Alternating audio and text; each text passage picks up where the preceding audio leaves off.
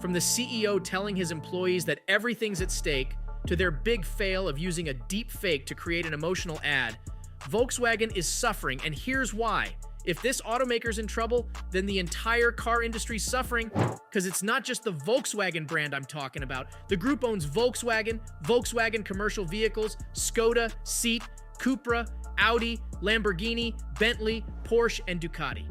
The problem, though, might just be with the Volkswagen brand itself. Still, let's not forget it's the group's bread and butter. So if that brand has a problem, it's going to trickle down to other brands as well. Wait, what exactly is the problem? Well, it's not just one problem. The German company's facing a ton of issues, like the fact that the CEO called for a freeze on spending, claiming everything's at stake. Thomas Schaefer, Volkswagen brand CEO, told the company's managers that tough times are coming. In the second quarter of 2023, the sales of the ID.4 crossover quadrupled in the US. Yet a section of the European Emden plant in Germany, the one where the ID.4 is made, closed because of weak global demand. With all this going on, Schaefer told 2,000 managers that the future will be extremely tough, and he's urged them to go for small wins. He also said that he planned on introducing performance programs that'll help the company save $11.2 billion in spending over the next 3 years. The CEO claimed the company was letting costs run too high in many areas, and that he's calling for an immediate freeze on spending. Since the brand really needs to invest in EV tech, production, and infrastructure now, I think the company also needs to focus on battery tech, since that's the biggest issue EV users face. Besides redefining their priorities, sales in the biggest market in the world have been extremely underwhelming too. The brand just can't seem to hack it in China, which is exactly why it's been forced to lower the price of some of its most profitable models. That'll help sales, sure, and yes, it'll keep the company competitive. But this also means lower profit margins. Think about it. The all-electric ID.3 will set you back $17,500 in China. That's only half as expensive as it is in Europe, where the car starts at around $36,000. Schaefer claimed that the structures and processes are still too complex, slow, and inflexible. You know what? He's right. That's something that all major corporations suffer from, and well, so does Volkswagen. Look at Tesla, for example. Someone hits Elon Musk up on Twitter, asks him to include a certain feature in the next software update, and he just does it, no questions asked. That agility just isn't possible with a massive company like Volkswagen, and while it'll never achieve the efficiency of a startup, it's still going to need to cut down on costs and figure out a way to reduce the red tape. As of right now, the German brand is prepping to start the production of the all-new ID.7 electric sedan, which might help the company. But it's also planning on new generations of the gasoline-powered Tiguan and Passat. Now, Tiguan and Passat are some of the most iconic cars this brand has produced, and let me be real here, gasoline isn't going anywhere anytime soon. So these cars being on the market will definitely help the brand quite a lot. More importantly, Volkswagen also wants to launch a bunch of more affordable EVs that could set you back as little as $22,000 and compete with other European brands, such as Citroën and Renault.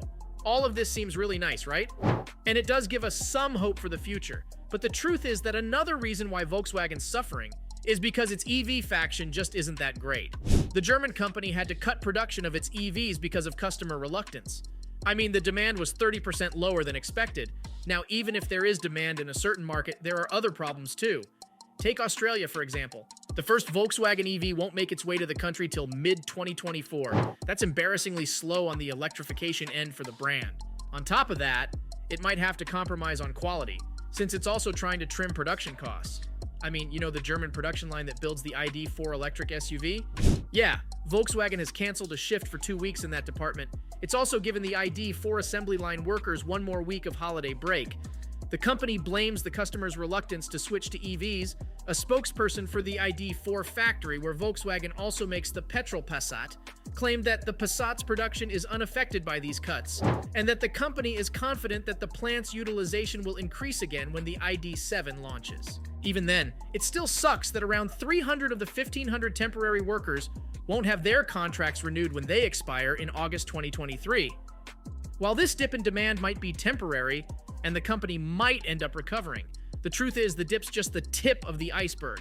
The German car maker has recalled 143,000 Atlas SUVs because of issues with its safety. So there's faulty wiring in the weight sensor on the front passenger side, and that can end up switching off the airbag when someone's sitting there. The company actually asked the owners of the car to not let someone sit there till they fix the problem. Basically, airbags that inflate forcefully can injure children and small adults. So the front passenger seat of most cars have a weight sensor to see if someone small's sitting there, and then it switches off the airbag. Not having this sensor work increases the risk of injury, but so far, thankfully, no one's been injured because of this. This recall applies to the 2018 to 2021 Volkswagen Atlas and model year 2020 Volkswagen Atlas Cross Sport. If you own one of these cars, don't worry. You'll get a letter when the solution to the problem is found. But that's the thing. While these problems are super common, most folks pay a premium for German cars just because they're known to be better and safer. So this really isn't a good thing for Volkswagen's reputation, especially since the ID.4 is being recalled too. You won't be able to guess why. The doors randomly open up when driving. Apparently, the affected cars were manufactured with door handles that let water into the circuit board, which then causes the door to open unexpectedly at speeds below 15 kilometers per hour, or 9 miles per hour. This issue affects 16,000 2023 ID.4s, and as of July 2023, the company hasn't done anything to fix it. On top of that, the brand is also addressing a potential fire hazard with the ID.4, which is because of the 12-volt wiring harness shorting. Yikes! No wonder the CEO wants to cut costs. I mean, if Volkswagen doesn't get its act together, it'll be in a hell of a lot more trouble. Don't get me wrong, no matter what happens, Volkswagen still seems to dominate Europe. But you just can't be an extremely profitable car maker if you can't be successful in the US and China. While they're going through all of this, the brand should have really been working hard on its PR. Instead, it released an ad that's causing a lot of controversy. Yep, you guessed it, AI was involved. The ad features Elis Regina Carvalho Costa, a legendary Brazilian singer who died in 1982 at just 36 years old. The car company used an actress and a deepfake facial recognition software to make it look like the singer was singing a song with her daughter while driving a Volkswagen Can. It's super emotional, yes, but did they even have the singer's permission to do this? Of course not. A lot of her fans were left in tears and were extremely emotional. The Brazilian advertising authority CONAR has investigated the ad, saying, "Questions have been raised over whether it might cause some to confuse fiction with reality, especially children and teenagers." Of course, Volkswagen has defended the entire thing, saying, "We used artificial intelligence to create a unique moment that reunited a great singer in the history of Brazilian music and her daughter Maria Rita, an icon." On top of that, the company says that the production was approved by the singer's family. Her eldest son claimed he was moved by the ad. Let's be real though, this is the least of Volkswagen's problems right now.